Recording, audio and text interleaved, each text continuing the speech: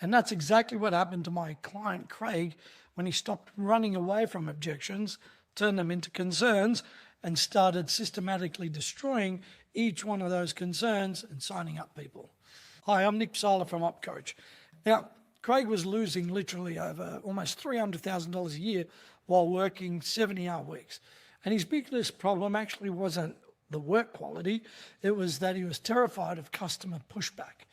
Every time someone said, it's too expensive or I need to think about it, he'd fold kind of like a cheap suit, right? He was just worried it wasn't in his nature. In the next 30 minutes, I'm going to walk you through the complete, what I call Objection Assassin, right?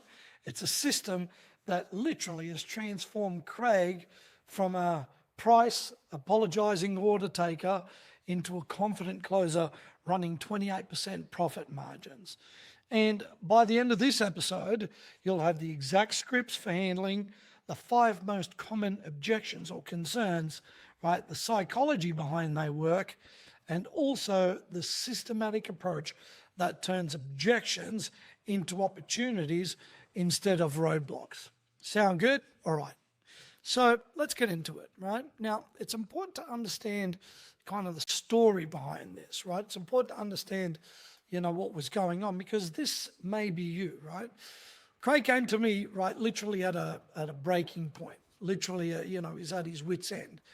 And, let me share this with you. So, he came to me because, I see this pattern literally everywhere. Craig was this classic, good tradie, right? Terrible salesman. This happens all the time. Brilliant at his craft. He really is, right? But, the moment a customer questioned his price or he hesitated on a decision, he'd kind of feel, guilty, he'd panic and start dropping his prices or making excuses, right? His standard response to it's too expensive was, well, I could probably do it, cheaper if we, maybe use kind of different material, or, it's literally like, we're rowing backwards, right? And then he'd watch his margins disappear, right? Still got the job sometimes, and, if he got the job, then, it was so tight that he'd be stressing out about that, right? When the customer said something like, maybe I need to think about it, Craig would say, hey, no worries, take your time, and then spend the next 2 weeks anxiously kind of waiting for a call that usually never came, or, send an SMS because he just kind of didn't want to engage, right? Now, the breaking point came when Craig realized that he was sending 10 quotes and winning less than 2, maybe winning 1, right? And to be honest, both with shitty margins, right? He was working harder than ever, but going backwards financially because, right, you can win it, but there's hardly anything in it. And guess what?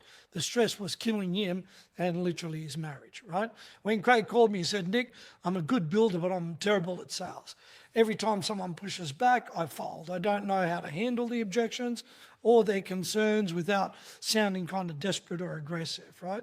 Now, here's what Craig actually didn't understand, funny enough, right? And what most trades don't understand, and literally most business owners don't understand. Objections actually aren't rejections. They're actually requests for more information, right? If you've got a concern, you want more information, right? When someone says it's too expensive, they're actually saying, help me understand the value, right? Do you see? It's like a shift in mindset. And now objections just sound like it's really hardcore. If you think concerns, now you go, well, they've got a concern that I need to answer, right? Now, here's a discovery literally then that changed, everything for Craig, right? Every objection follows what? Pretty much a predictable pattern. And there's a systematic response that works every time if you get it right, because there's only a handful of objections that you need to worry about, in your business. I said to Craig, what if I told you that when someone says, they need to think about it, they're actually telling you exactly what they need to hear to make a decision right now, right? And he kind of looked at me and said, well, what do you mean by that? So then he actually realized that he was actually treating the objections like a tax instead of actually what they really are. They're just opportunities to demonstrate what? Your expertise, build trust, make the customer at ease, right? And then carry on the strategy for you to be able to, onboard that client, to sell that client, because that's how you can help him, right? It's an exchange, time, service, product for money, right? That's how it works. Now, what I did then is I introduced him to the Objection Assassin Framework. And let me share some common objections with you. There's sort of 5 ones, right? That I've got some systematic approaches to that you can use, right? Because they're predictable, right? We've used these over and over again, right? Whether it's low margin, high margin, doesn't matter, right? Now, the word assassin, by the way, isn't about killing the customer. It's about systematically eliminating the barriers between their problem and your solution, right? The customer is awesome. You don't want to eliminate them. You want to just eliminate this tension, right? So the objection assassin handles probably 5-6 objections, right, that literally kill 90% of sales. Most people get stuck in this over and over again, right? And what Craig did is he mastered the responses, right? We did that in session 1, session 2, and he was good to go. All right, objection 1, right? You've heard this before. It's too expensive. Craig's old response, well, maybe I could do it cheaper. The new systematic response compared to what? Let me show you what happened to my last client who went with the cheaper quote. Then Craig pulls out his phone, shows the actual photos of the work done, by the cheaper competitors, leaky roof, dodgy electrical, jobs had to be redone, and that's visual, proof that beats price argument every time. Now, what's the psychology around this? You're not defending your price, you're actually demonstrating why cheaper options are actually more expensive. And everybody knows this universally. Sometimes cheap isn't good at all. It's going to cost you 2, 3, 4, 5 times as much to get it fixed, right? You get what I'm talking about. Now, objection number 2. I need the 3 quotes. We've heard this. Craig's old response, sure, no worries, call me when you're ready. New systematic response, smart approach. While you're getting those quotes, can I ask, what specific things, will you be comparing? Price, warranty, insurance, experience? Because if it's just price, I'll save you actually time, we won't be the cheapest. Now, what's the psychology around that? Well, you're helping them define what? The criteria, which usually reveals that price isn't their only concern, right? You have to understand how to position this, yeah? Now, here's another objection. I need to think about it. We've heard this a million times, right? Craig's old response, take your time, no pressure. Call me when you're ready. The new approach, right, that we take, of course, that's a big decision. Let me ask you, if you don't mind, what specifically do you need to think through so I can understand it? Is it the investment amount? Is it the timing? Or whether we're the right company for you, because we're looking about what their concerns are so then we can understand it. Psychology around that, guess what? You're actually uncovering the real objection or concern instead of accepting, this vague brush off, right? And we've all done this, right? Now, here's another objection, right? Can you do better on price? Man, I've heard that like 1,000 times. Craig's old response, he said, let me see what I can do, right? It's go to, let me see what I can do. The new systematic response, I can definitely reduce the scope. What would you like me to remove? Is it the warranty, the insurance, the qualified tradespeople? Do you want me to just get sort of, average guys? Tell me what you don't want and I'll adjust it accordingly. Now, this is interesting, right? Listen to this positioning and the psychology around it. Instead of dropping your price, you're showing them what they lose when they actually pay less, right? You see, you're not arguing with anybody. You're not just getting sucked into that, right? Now, objection number 5, others are 30% cheaper, right? Now, I've heard this heaps of times, 10% cheaper, 20%, half price, right? Craig's old response, maybe I made a mistake in my calculations. The new response, perfect. That tells me that they're either not insured properly, right? They may be using apprentices unsupervised. They won't be around to actually, have the warranty claims, or they're just desperate and they're going to cut corners. Which one do you think it is, right? See, once again, the psychology here, I'm giving you every step here. You're not actually competing on price anymore. You're educating them about risks of cheap options. And all of these are true. You've seen this 1,000 times, right? Now, here's what's awesome about this, right? Once Craig discovered, right, that literally he worked on these, right, rehearsed them, we worked together, and here's what's cool about it. Once he discovered these, right, this became the favorite part of the conversation because he was already ready, right? Craig's conversion rate went from like 20% to 65% literally in the first month. But more importantly, his average job value increased by 40% because he stopped competing on price and started selling value. Let me say that again. stop competing on price and starting to sell value, because then the customer felt confident. That's a difference, right? Usually when someone goes with a cheap price, they're just not confident in what you can deliver, so they think price is price, and that's it. Now, here's what's really cool about this effect. It compounds, right? Because better customers, better referrals. Higher margin led to what? Better quality work. Confident sales conversation led to respected positioning in the marketplace. But here's the advanced insight Craig also learned, which is really, really cool, right? He said, when I handle objections systematically instead of emotionally, the customer actually felt like they trusted me more, not less. They saw me as the expert who understands their concerns and their solutions. This is what's great. Literally, I've created this amazing guy that loves to handle it. Now he looks forward to the objection because he knows each one is what? An opportunity to demonstrate his expertise and close the sales. And then what's cool about it, we transformed the business. We went from losing almost 300 to running 28% margins. Why? Because he just started with mastering just these 5 responses, right? And I've got frameworks built for that, right? That's what's really cool. You can apply this straight into your business. Now, remember, the objection assassin isn't about killing your client. It's actually about dealing with these objections and making them yours, right? Because for any business, right, it's about psychology. And the reason being is the psychology in humans is pretty much universal. So regardless of what type of business you have, you can use this, right? And every business, I reckon, we have pretty much the same pushback patterns, right? Price concerns, comparison shopping.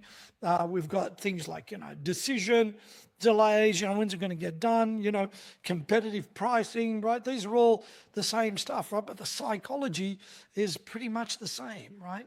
Every time that you use a system, every time that you're structured, it allows you to make sure that whatever comes in, you can handle it. Why? Because you want to make sure you're cool. Now, it's pretty simple. You want to acknowledge their concern, reframe with the evidence, and then redirect with value. Whether you're a trader, consultant, retailer, the structure works pretty much every time. That's what I love about it. Why? Because, we've got the ability to really tap in to people. Why? Because now they get to understand you. They get to understand who you are and see value. Because sometimes, by the way, dropping your price kind of doesn't make you look good. If you quoted, I don't know, 15,000 on the job and then you drop it to 10, people go, well, you were going to make 5,000 on me. You see, that's kind of a weird position to be. Even though it looks like that you're winning, you're actually not, because people's trusts go down. They might get you on the money, but they're going to be on top of you every single minute to make sure that, they're going to, get the best out of that money, because they're worried that you're maybe not going to deliver. Do you see? That's interesting, right? Now, you've also got to think about, if you keep on dropping prices, or you're not good with, getting these concerns under your belt that you can answer, well, guess what happens? Maybe your margins are going to keep on going down. Maybe your customer satisfaction is actually going to go down. How about your personal, look at yourself? How about your personal confidence? Is that going to keep on going down? Right? You don't want to do that. Craig was hurting, and now he isn't, right? Went from 20% to 65%, average job plus 40%, right? Quotes to decision time was from 2 weeks literally to 2 days.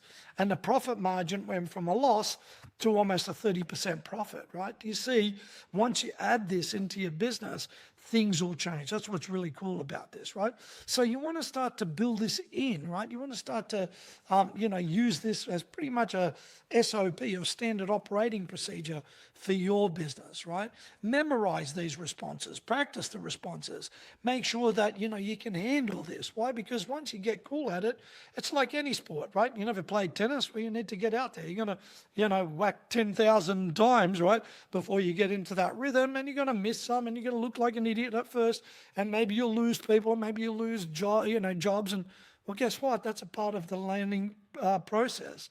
Now, the best part is if you can start to train yourself pretty much on a regular basis, and then you train your team members to handle it, well, guess what? When your customers speak to anyone in your business, they'll get consistency, and consistency is what? It's confidence. Does that make sense? Now, I want to share with you. Now, I get these comments all the time. People go to me, hey, Nick, I don't have time to memorize these scripts. Well, That's cool. I can understand this. You're already juggling hundreds of things, and I can understand it. This is just one more thing, right? I mean, Craig thought the same thing until he realized that one systematic, response was worth more than 10 desperate price drops. Let's think about that for a second. Is it worth you spending an hour learning that response? Right? How much are you currently spending on quotes that actually go nowhere in time, energy, money, whatever it may be, right? Having to go out there to the client doing all of that stuff, right? The system actually converts more quotes in less time. So that's what's cool about it, right? I've heard the other one, my customers don't object like that. Well, I don't know, man. I've been studying SaaS for years and years and years, and every industry kind of feels unique. And I get it. Maybe yours has got some specific variations, but Craig handles construction customers. I reckon the same psychology principles work across what? Residential, commercial, emergency work, retail, service, hospitality, whatever it may be, because the psychology is the same, right? The exact words change, I get it, but the underlying concerns, they're all the same. Price, quality, trust, timing, right? These are all, once again, human psychology, and they're universal, right? And the other one, I'm not really a natural salesperson. I don't know who is. Most technical people or trades feel actually uncomfortable with that. And you're definitely not alone. This is you got to learn this stuff, right? Craig actually hated sales until he realized that these actually aren't sales tricks. They're actually education tools that help the customer make a better decision. That's what's cool about it. You're not becoming this sleazy salesperson. You're actually becoming a confident expert that's worked in their field for years and years and years and spent all the time trying to help people, right? And guess what? You just want to help the customer understand the value, because once you can do that, you can help them. That's what's really cool about this. Sound good? Now, I want to share with you, the Objection Assassin is literally, 11, one of my 11 tactical playbooks, right, in my S3 sales system. It's pretty amazing. Got tons more with this. Now, when you're ready maybe to stop, losing sales to objections and start converting them into new opportunities, and you need a proven psychological framework, I reckon that I could definitely help you with this. Or maybe if you're tired about customers, kind of walking away from, perfectly good quotes and want, try to go with this, wing it or hope approach, right? That's not good for you, right? Now, if you're keen to, connect with us, all you have to do is quote help below, right? Or go to one of our sites. That'd be really cool. And I can set you up for a strategy session. Now, what I like to do is to make sure that there's an application, to make sure that you're serious about, improving your business. I don't work with everybody. I want to make sure that, we work together in the right frame of mind, right? This isn't a pep talk, by the way. This is about getting you to the next level, right? Now, here's what's cool about this, right? Every time that you connect with me, I'm able to help you, but I want to make sure that you're thinking about what you want help with, right? And we've helped thousands and thousands of business. Now, remember, every objection is what? It's actually a buying signal that's disguised as resistance. Craig transformed his business from losing almost 300 to almost 30% in profit just using these 5 systematic approaches, which is really cool, right? Maybe your next customer objection could be what? The next big sale. So the question I want to ask is simple, right? Are you going to handle this systematically like an expert, or, kind of emotionally like an amateur, to be honest, right? Sound good? All right. If you need help, we're here. Until next time, keep building. And remember, the only way is up.